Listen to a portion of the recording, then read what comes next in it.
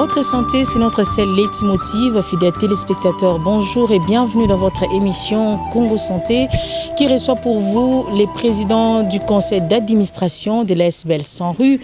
Vous le savez que le monde entier est frappé par cette maladie monstrueuse. Il s'agit bien du coronavirus et c'est autour de cette maladie que nous allons nous entretenir avec notre invité. Je vous prie de suivre cette émission avec beaucoup d'attention. Bienvenue à tous.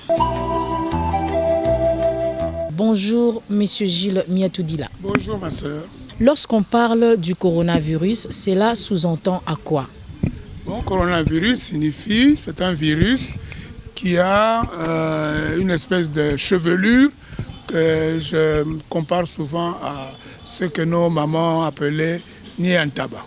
Donc, à cause de ça, il a l'impression d'avoir une couronne. C'est pourquoi on l'a appelé coronavirus. Et ce virus est à l'origine d'une grande pandémie qui ravage le monde entier, comme tu l'as dit. Et ça n'épargne vraiment aucun pays, y compris la RDC. Alors, puisque ça n'épargne pas beaucoup de pays et la RDC est concernée, dites-nous quels sont les signes de cette maladie?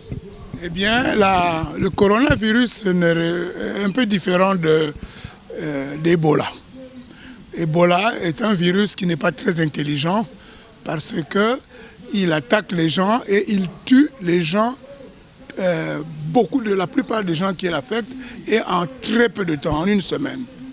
Le sida est aussi un autre virus qui est intelligent parce que lui, il se met dans un malade et il reste là pendant 7 ans sans donner des signes. Mais il permet au malade de le transmettre à beaucoup de gens. Par contre, le coronavirus, lui, il se met chez les malades et il indispose les gens, mais dans 80% des cas, il ne donne aucun signe. Donc le coronavirus ne donne aucun signe dans 80% des personnes qui sont infectées. Malheureusement, à cause de cela, les gens les porteurs sains de ce virus ont la capacité de transmettre ça à d'autres.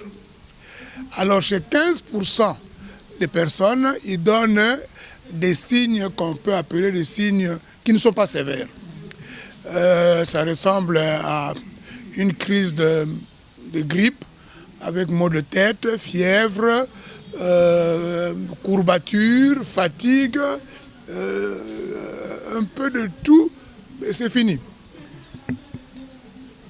Mais ces personnes-là aussi ont la capacité de transmettre à d'autres. 80 plus 15%, il reste 5%. Ce sont les 5% des gens qui sont infectés, qui font alors des signes sévères. Quels sont les signes? Au début, ça commence par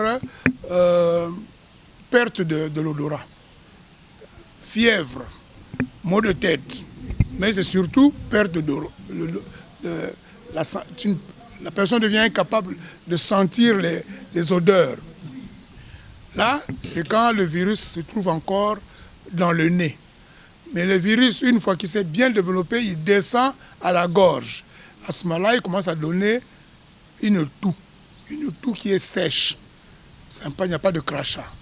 La toux, mais très peu de temps après, le virus descend vers les poumons. C'est là maintenant que le malade commence à avoir la difficulté à respirer. Et quand le poumon est détruit à plus de 75%, ça devient difficile de récupérer ce malade, même si on le traite avec des respirateurs, on leur donne de l'oxygène, mais vous donnez de l'oxygène à quelqu'un qui n'a presque plus de poumons. C'est pourquoi environ 0,5% des cas infectés finissent par mourir. Pour le sida, nous avons dit sida et ponaka âge T. Mais coronavirus y est à ponaka âge. Donc il fait un peu de la discrimination. Le coronavirus sélectionne l'âge? Oui. Il aime tuer les gens qui ont plus de 65 ans. Les gens qui ont le diabète, les gens qui ont l'hypertension, des gens qui ont d'autres maladies déjà. Donc, il aime tuer ces gens-là qui sont déjà un peu fatigués. Donc, c'est pourquoi les personnes qui ont plus de 65 ans doivent faire attention au corona. Les gens de moins de 5 ans, les enfants de la maternelle, ceux-là, ce sont les grands, ils ne souffrent pas de ça, presque jamais, mais ils sont les grands distributeurs. Et les jeunes aussi. C'est pourquoi dans les bus, les jeunes gens sont là, ils ne portent pas de masque, mais ils transmettent. Et si vous êtes dans le cas des gens que le corona aime tuer, bien vous êtes en danger. Dites-nous en quelques mots, quelle est l'importance du port de masque et aussi quelle est l'importance des gestes barrières édictés par les ministères de la Santé pour lutter contre le coronavirus? Comme je l'ai dit, c'est un virus qui se transmet d'une personne qui porte le virus vers une autre personne qui n'a pas encore le virus. Alors, maintenant, comment le virus se transmet d'une personne à l'autre? Quand la personne parle par la salive, il transmet le virus dans l'atmosphère. Alors, si vous êtes à côté de cette personne-là, à moins d'1 mètre de la personne qui parle, vous allez recevoir et la salive et le virus du porteur. C'est pourquoi nous demandons à ces gens-là d'être gentils, surtout aux jeunes, d'être gentils, de ne pas transmettre le virus aux personnes qui sont faibles. C'est pourquoi nous disons qu'il faut garder une certaine distance, comme ça même si la personne a donné le virus à l'extérieur, mais vous êtes un peu loin pour attraper ce virus. Alors maintenant, la personne qui n'a pas le virus attrape ça comment? Par le nez. Quand tu respires de l'air qui contient déjà le virus, à ce moment-là, vous êtes en train de respirer et l'air et le virus. Alors les virus vont rentrer dans le nez, ils vont s'installer dans le nez, et puis en moins de 7 jours, ils vont descendre et gagner les poumons. Mais en plus de ça, Dieu merci, la vaccination diminue aussi la capacité du virus de se transmettre d'une personne à l'autre. Parce que la personne qui est vaccinée ne transmet pas ou très peu de virus. Donc c'est un moyen.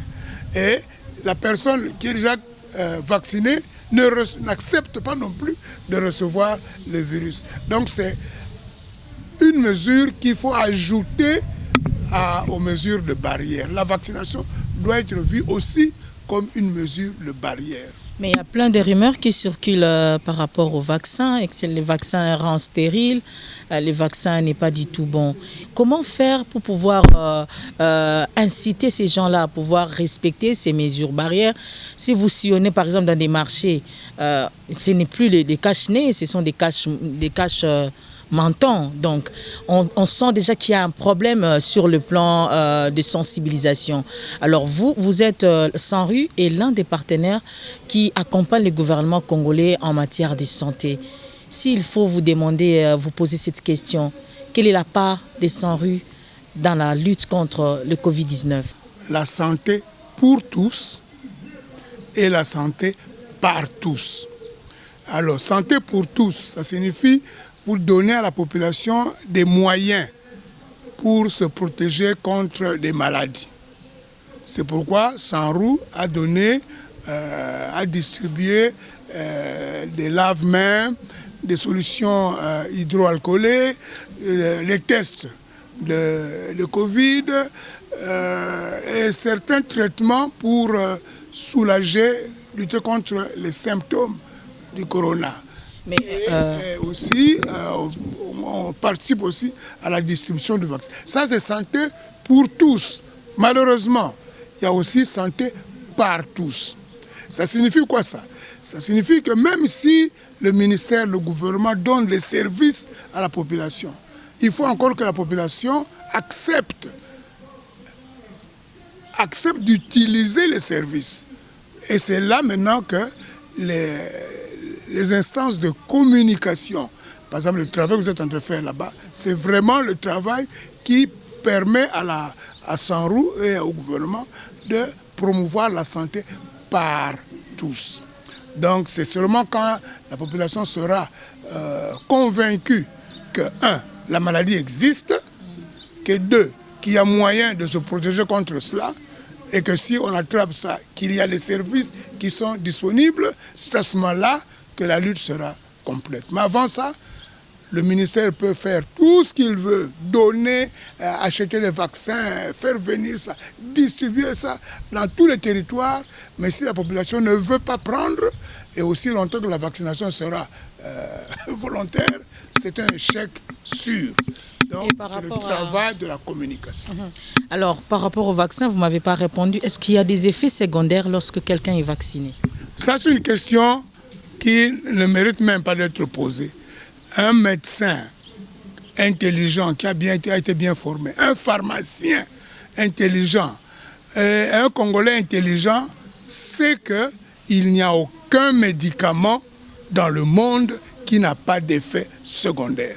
Même la pénicilline, même l'aspirine, même n'importe quel médicament que vous prenez a des effets secondaires. Moi, j'ai vu combien de personnes mourir parce qu'ils ont été perfusés avec une solution glucosée, qui est un bon médicament. Mais si, par exemple, le malade a déjà le diabète, vous lui perfusez de sucre, mais il va mourir.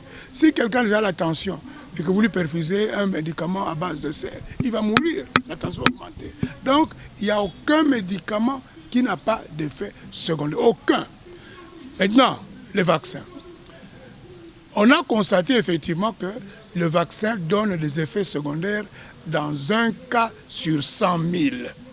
Donc s'il y a 100 000 personnes qui sont vaccinées, vous pouvez avoir un décès. Allez, mes chers amis. Ici à Kinshasa, tout le monde utilise les motos pour transporter. Combien de gens meurent? Combien de gens sont blessés avec le transport par moto? Et ça, tout le monde le sait.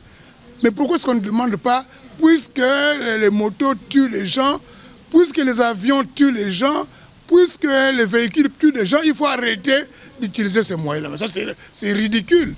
Parce que la vie, c'est toujours, il faut toujours faire équilibre. Voir les désavantages, les inconvénients, et voir les avantages.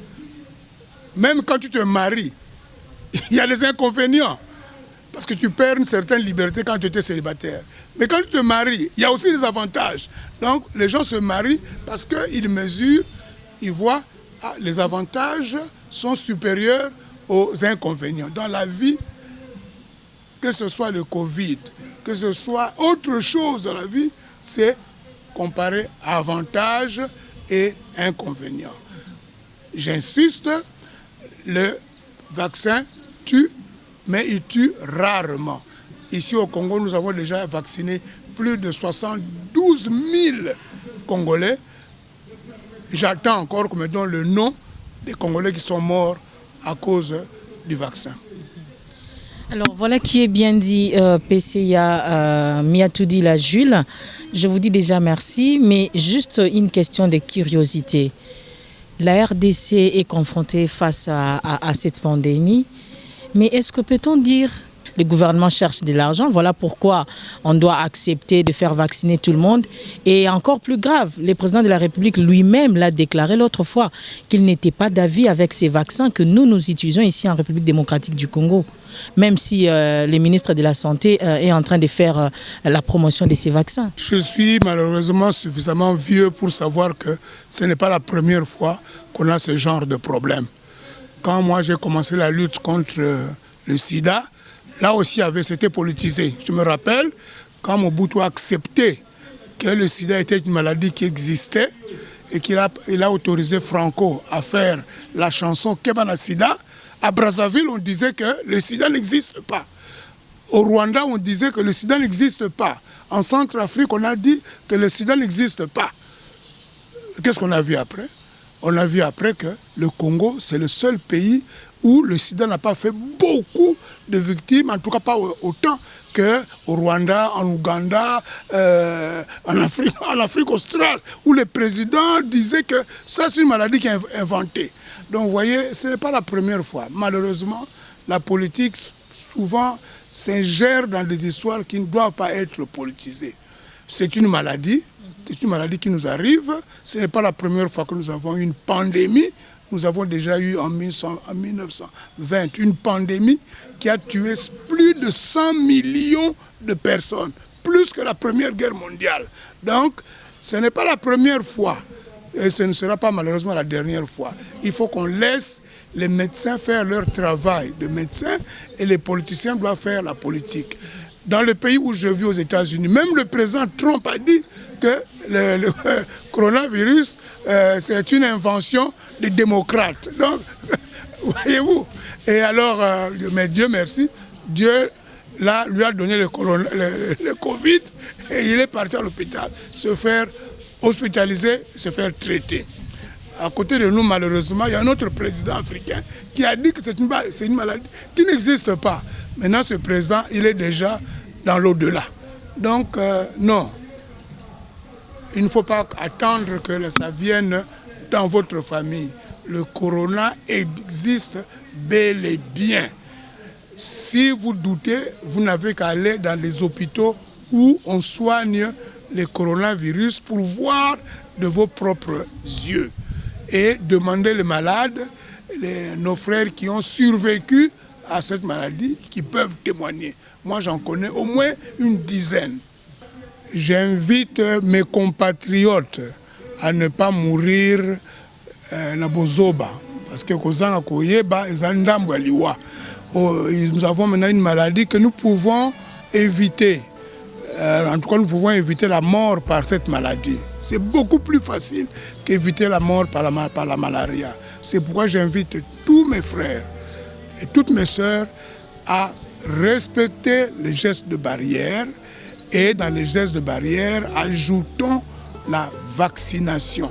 Les vaccins, d'après le ministre de la Santé, vont venir dans quelques semaines. Faites-vous vacciner pour arriver au résultat qu'on a constaté dans les pays où plus de 60% de la population se sont fait vacciner. Des pays comme les États-Unis, surtout l'Angleterre, l'Inde. Vous avez vu par exemple qu'en Angleterre, maintenant on commence à jouer au football, les joueurs ne portent pas de masque, les spectateurs ne portent pas de masque. Si nous faisons cela, vraiment nous allons revenir à certaines habitudes que le coronavirus nous a fait. Nous pouvons aller au deuil, pleurer nos morts de façon correcte.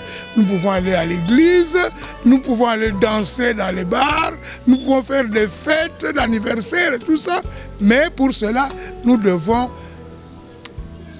nous faire vacciner, surtout faire vacciner. Si nous arrivons à faire vacciner 75% des Congolais, nous pouvons dire que Tobiki.